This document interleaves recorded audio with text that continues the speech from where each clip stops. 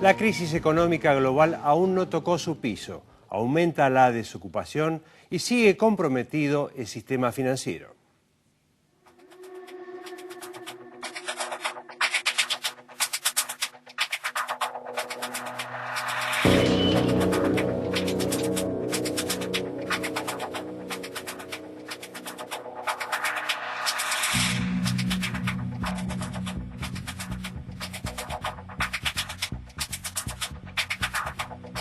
Estados Unidos no pierde el optimismo, al menos es lo que pretenden expresar sus autoridades.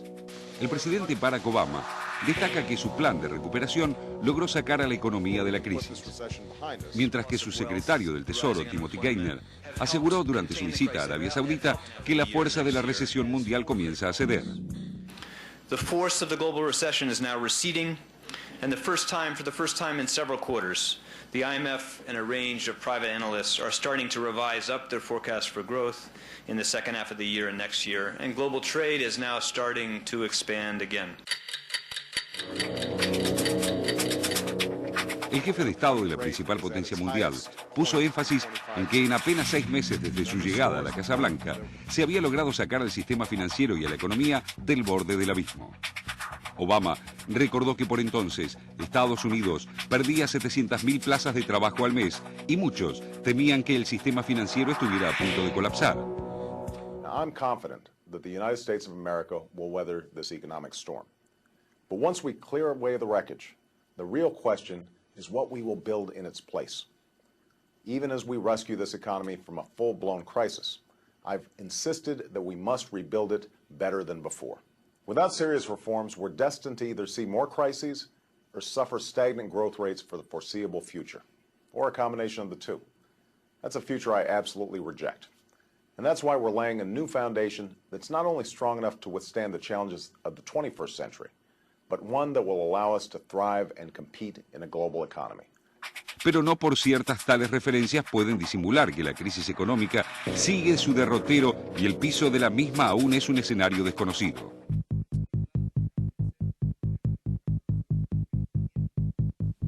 Si bien el ritmo del deterioro no es el mismo que el de los primeros meses de 2009, las cifras del Departamento de Trabajo de Estados Unidos muestran que la pérdida de empleos en junio alcanzó a 460.000 personas, elevando la tasa de desempleo al 9,5%. El plan de rescate a la banca por 700.000 millones de dólares, los programas de estímulo a la economía por casi 800.000 millones y devoluciones impositivas por 150.000 millones provocaron a lo largo de los primeros 9 meses del actual ejercicio fiscal un déficit acumulado de más de $1 billón, un auténtico récord histórico. Lo más alarmante es que el aparente salvataje a la banca podría no ser más que un delicado maquillaje que oculta el estado de instituciones que serían tan o más complicado que el paso anterior. Las promesas de fuertes regulaciones todavía no se han llevado a la práctica y hay razones para sospechar que gran parte de los fondos inyectados a los bancos tuvieron por destino, otra vez, la especulación de alto riesgo.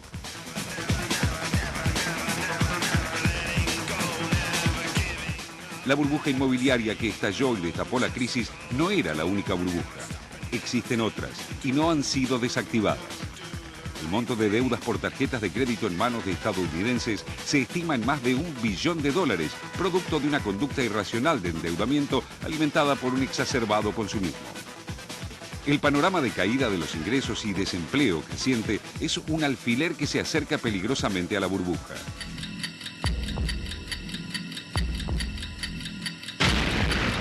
El cambio del modo de vida de los norteamericanos no solo se refleja en el aumento de la cantidad de familias sin techo, una tendencia que aún está lejos de detenerse. La caída del consumo también se expresa en la depresión de precios, que en los últimos 12 meses hicieron descender el índice de precios al consumidor en 1,4%, la mayor deflación desde 1950. Y las viviendas siguen perdiendo valor, complicando aún más a quienes se endeudaron para comprarlas esperando beneficiarse con su valorización.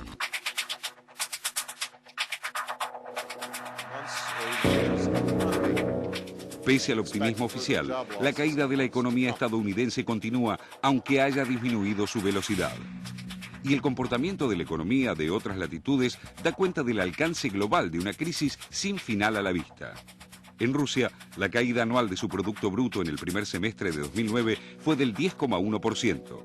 El desempleo volvió a aumentar en el Reino Unido entre marzo y mayo, afectando ya a 2.380.000 personas, el 7,6% de su fuerza laboral.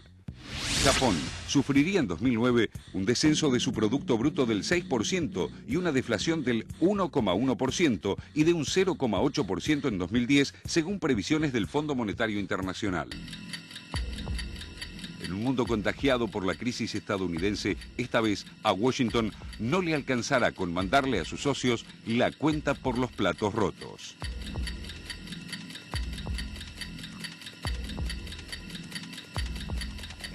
Hay una tendencia natural y casi lógica a comparar esta crisis con la crisis del 30, con la depresión aquella de Estados Unidos. Y una de las características que empieza a aparecer a la luz de este análisis, de esta comparación, es que aquella crisis estaba mucho más circunscripta a Estados Unidos, entonces una de las formas de salida que tuvo Estados Unidos de la crisis fue justamente buscar el recurso de venderle más productos al exterior, financiarse en base al sacrificio de otros países para salir de su propia crisis. El problema ahora es que cada vez el costo que están pagando dentro de la crisis los otros países es más grave. Por eso estos últimos datos del informe donde marca que los números son realmente muy fuertes, muy preocupantes en otras potencias mundiales, no solo en Estados Unidos, inclusive peor que las consecuencias que está viviendo la economía estadounidense. Por eso es que daría la sensación de que esto todavía no se conoce exactamente cuál puede ser el fondo. Hasta dónde puede llegar esta diversificación de la crisis de Estados Unidos, que evidentemente no es solamente financiera,